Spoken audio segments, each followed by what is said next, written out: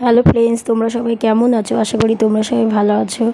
আর আমি ভালো নেই, কারণ আমার প্রচণ্ড ঠান্ডা লেগেছে, গলা বসে গেছে। তাও আজকে মানে কোনো আওয়াজ বেরোচ্ছে, কালকে আওয়াজ বেরোচ্ছিল না, তো ওইটাই ডাক্তার দেখাতে গেছিলাম, ওষুধ দিয়েছে, ওষুধ খেয়েছি, তো কমে গেছে বলতে হালকা আছে। আর প্রচণ্ড কাশি আর কফ, এত ঠান্ডা লাগলো কী করে কে জানে। আর আমি এটা আমার চোখে পাওয়ার আছে, তো আমি চশমা মানে সবসময় পরি না, কোথাও গেলে এলে পড়ি। আর এদিকে মেঘ করেছিল, বৃষ্টিতে পুরো ভিজে গেছি। আস্তে আস্তে বৃষ্টি চলে এসেছিলো, তো বৃষ্টিতে পুরো ভিজে গেছি। এসে আবার গা হাত পা ধুয়ে তারপরে আবার ওকে পড়তে থেকে আনতে গেছিলাম। তো এই যে আমাদের ফুচকা দাদা, ফুচকা খাওয়ার মাস্টার গাইস, দেখো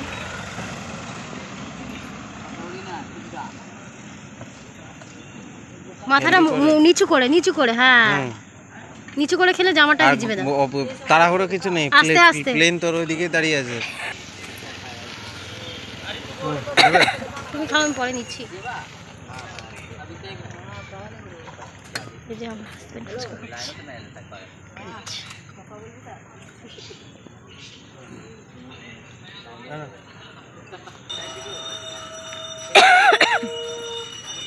একটা মিষ্টির দোকান,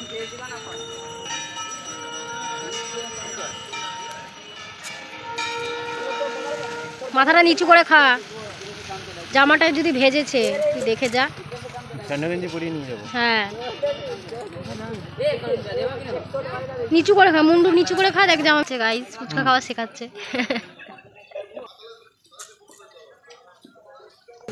হয়ে গেছে? হয়নি? এবার তো লঙ্কা দিয়ে খাওয়াবে, তখন কি করবে? ফুচকা খোর।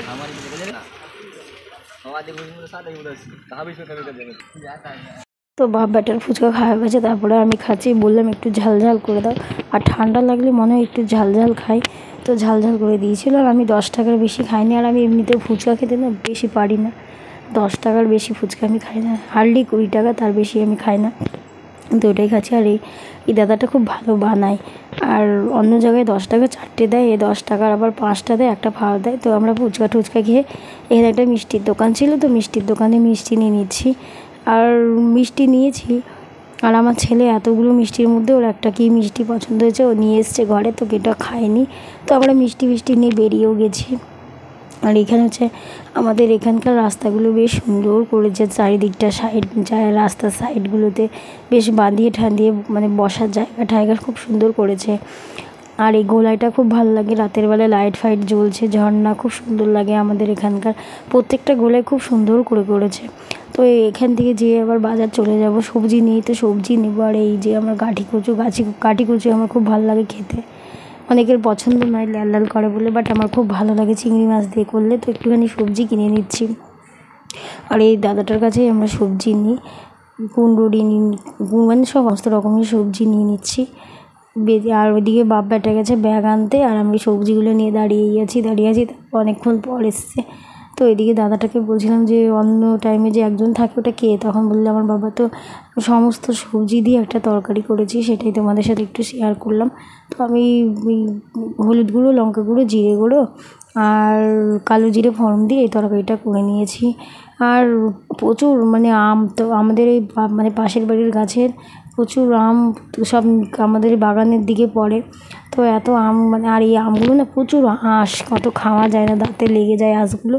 তো জন্য আমি ভাবলাম যে আম শক্ত করি। আর আমি সত্যি কথা বলতে আম শক্ত ভক্ত জানতাম না। তো আগের বছর আমার শ্বশুর এই যত আম ছিল ওগুলোকে দিয়ে এরকম আম শক্ত করেছে, তো ওনাকে দেখেই আমি এটা শিখেছিলাম। তো আমি ভাবলাম এত আম যখন আর একটু নরমও হয়ে গেছে, তাহলে এগুলোকে একটু জাল দিয়ে আম শক্ত করে দিই। আর বেশ ভালো হয়েছিল খেতে, চিনি ফিনি দিইনি। তো এখনও আমার শুকায়নি, যেহেতু মোটা করে দিয়েছি। আর চ্যাদরানো থালা থাকলে দিলে না, তাহলে ভালো তাড়াতাড়ি শুকিয়ে যায়। যবে থেকে আমি আম শক্ত করেছি তবে থেকে মানে রোদের অত তেষ্টা নেই, হালকা ফুলকা রোদ, তো প্রত্যেকটা আম এরকম করতে হাত পুরো ব্যথা হয়ে গেছে। আর ওইদিকে শাকগুলো বেছে রেখেছিলাম, তো ওই ঝুড়িটার মধ্যে সব আমের আঠি ফাটি খোসা সব ফেলে দিচ্ছি, ওগুলো বাইরে ফেলে দেবো। প্রত্যেকটা আম করে নিচ্ছি। এদিকে ছেলেটা পড়তে বসেছে। আর এইগুলো আমি সন্ধ্যেবেলা যখন কাজ ফাঁকা টাইম থাকে তখনই করছি। আর আর ওই ঝুড়ির আমগুলো রেখে দেবো। বালতিতে যে আমগুলো রয়েছে একটু নরম নরম সেই আমগুলোকেই দিয়ে করে দেবো। আর ঘরোয়া আম শক্ত বা সেই টেস্ট, আর দোকানের আম শক্তগুলো কীরকম মানে ভেজাল ভেজাল ওরকম।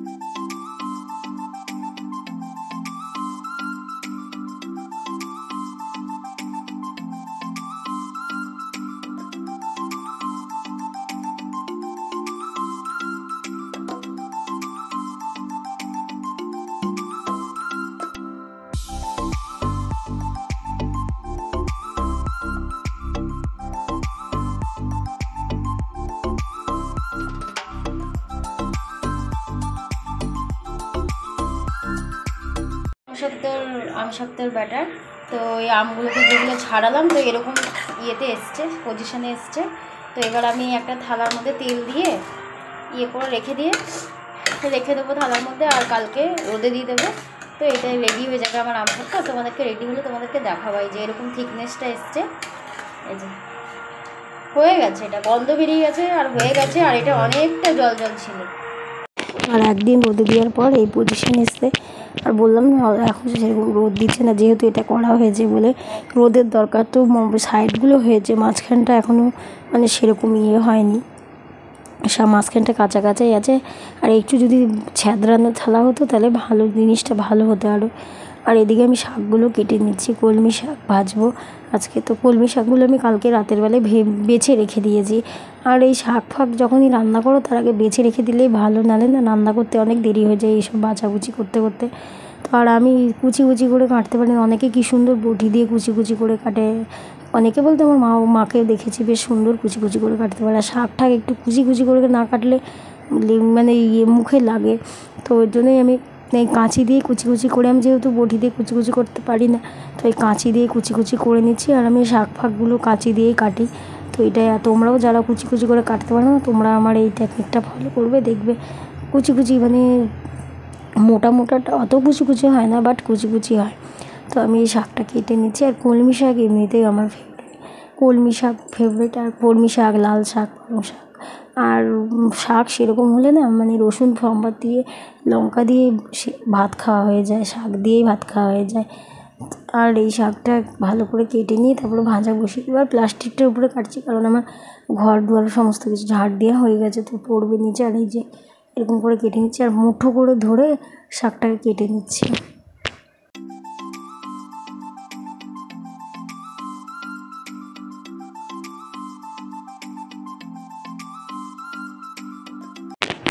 আর এইদিকে লঙ্কাটা দিয়ে একটু তেল দিয়ে তারপর রসুন দিয়ে শাকটা পুরো ভাজা ভাজা করে নেব। আর এদিকে তেলটা গরম হয়ে গেছে, রসুনটা এই যে রসুনটা থেতল করে রসুনটাও দিয়ে দিয়েছি আর শাকটাও দিয়ে দিচ্ছি। আর শাক যখন ভাজবো একটু নুন দিয়ে দিলে না জলটা যত জল থাকে সব বেরিয়ে যায়, ওই জলেতে শাক সিদ্ধ হয়ে যায়। তো এটা ভালো করে নেড়ে ছেড়ে নিচ্ছি আর গ্যাসটা বাড়িয়ে দিয়েছি। আর শাক ভাজতে এমনিতেও বেশি সময় লাগে না, এই নুন দিয়ে দিলেই তো জল বেরিয়ে গেলেই সিদ্ধ। আর এদিকে আমি ওই মাছের ডিমের বড়া করে তরকারি করব। তো ওইদিকে আলু আর পটলটাও কেটে নিই, প্রেসারে আলুটা কেটে একটা সিটি মেরে দেবো, তাহলে আমার রান্নাটা তাড়াতাড়ি হয়ে যাবে। এদিকে আমার শাক ভাজাটাও হয়ে গেছে, ওদিকে প্রেসারে সিটিও পড়ে গেছে। আর এদিকে এই যে মাছের ডিমটার মধ্যে পেঁয়াজ দিয়েছি, হলুদ গুঁড়ো আর লঙ্কা দিয়ে নিচ্ছি, এটা খেতে পারবে না বলে হলুদ আর নুন দিয়ে পেঁয়াজ দিয়ে ভালো করে চটকিয়ে নিচ্ছি। আর বড়াটা ভেজে নেবো। আর তরকারি থেকে মনে হয় কি এমনি বড়াই ভালো লাগে বেশি খেতে, তো কালকে এই বড়ার তরকারিটাই করেছিলাম। আর এই যে সিম্পলি তরকারি করবো, অত আদা। আবার আমি সত্যি কথা বলতে না, সব তরকারিতে অনেকে আদা রসুন পেঁয়াজ দেয়, আমি সব তরকারিতে অত আদা রসুন পেঁয়াজ দিই না। আমি বেশিরভাগ আমার মশলার মধ্যে লাগে জিরে গুঁড়ো, হলুদ গুঁড়ো, লঙ্কা গুঁড়ো, এই তিনটে লাগে বেশি। হলুদ গুঁড়ো তো লাগে, জিরে গুঁড়োটা আমার বেশি লাগে। তো এদিকে প্রত্যেকটা বড়া এরকম করে ভেজে নিচ্ছি। আর এমনি মাছের ডিমের বড়াতে একটা আস্তে গন্ধ বেরোয়, তো ওইটাই ভালো করে আমি করে নিচ্ছি। তো এদিকে আমি তরকারিটা বসিয়ে দেবো, তো ওইটা ভাজা করে নিচ্ছি। আর এদিকে মশলাটা ভিজিয়ে রেখেছিলাম, ওটাই দিয়ে ভালো করে নেড়ে চেড়ে নিচ্ছি। আলুগুলো না একটু বেশি সিদ্ধ হয়ে গেছে, তো ওইটা জল দিয়ে আমার তরকারি ধনেপাতা লাস্টে ধনেপাতা দিয়ে দিয়েছি, রেডি হয়ে গেছে।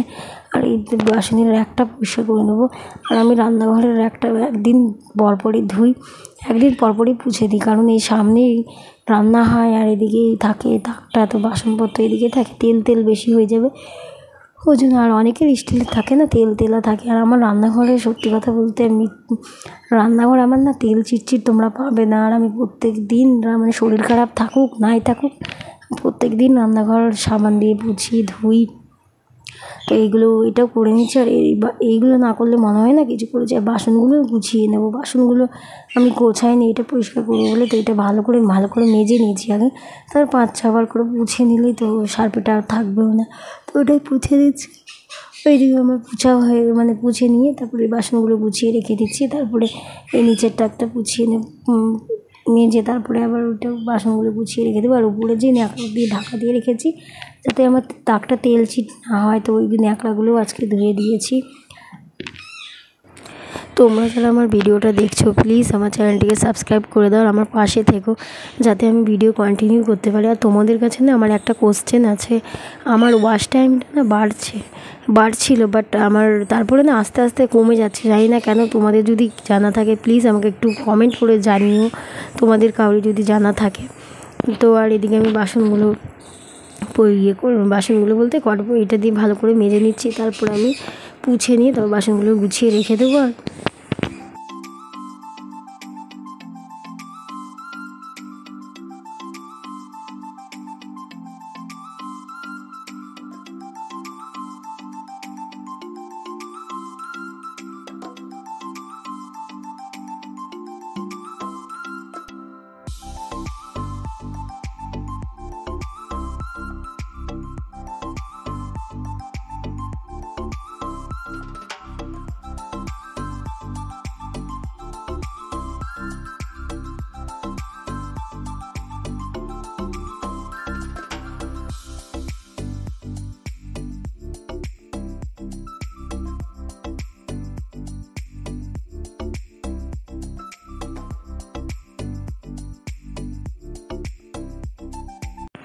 আর এদিকে ওটা হয়ে গেছে, গুছিয়ে নিয়েছি। আর বাসনগুলো কালকে ধোয়া, তো আমি এই তাকটা গুছবো বলে বাসনগুলো আর গোছাইনি। তো বাসনগুলো গুছিয়ে রেখে দিচ্ছি। আর এই ঝুড়িটার মধ্যেই বাসন ধুয়ে রাখি, তো জলটাও ঝরে গেছে। সমস্ত বাসন গুছিয়ে রেখে দিয়ে তারপরে আবার যে বাসনগুলো হবে তো ধুয়ে নেব। আর আজকে আমি সমস্ত কাজ করার পর কাপড় লাস্টে কেচেছি। তো আর ওই জন্য রোদ চলে গেছে, তো ওই জন্য ওয়াশিংয়ে দিয়ে দিয়েছি কেচে। আর আমি তো ওয়াশিং মেশিনে কাচিও না, ওই খালি শুকনো করে নিই, তো ওটাই ড্রাই করে নিচ্ছি। তো হয়েও গেছে, ড্রাই রেখেও দিচ্ছি, হয়ে গেছে। আর এদিকে তো আর যদি ভিডিওটা ভালো লাগে প্লিজ আমার চ্যানেলটিকে সাবস্ক্রাইব করে দিও। এদিকে জলটাও বেরিয়ে যাচ্ছে। আর এদিকে আমি সব রেখে দিয়েছি, আর ঘরেই মেলে দেবো আজকে। আর বাইরে মেলিও নি, সব রেখে। আর বেশি কাপড় হয়নি, একটা ঘরে চাদর হয়েছিল, কটা কাপড় হয়েছিল, আর বাইরে মেললাম না। তারপর একটু পরে তো তুলতেও হবে, তার জন্য সব ঘরেই মেলে দিয়েছি। আর একটা ভিডিওতে দেখা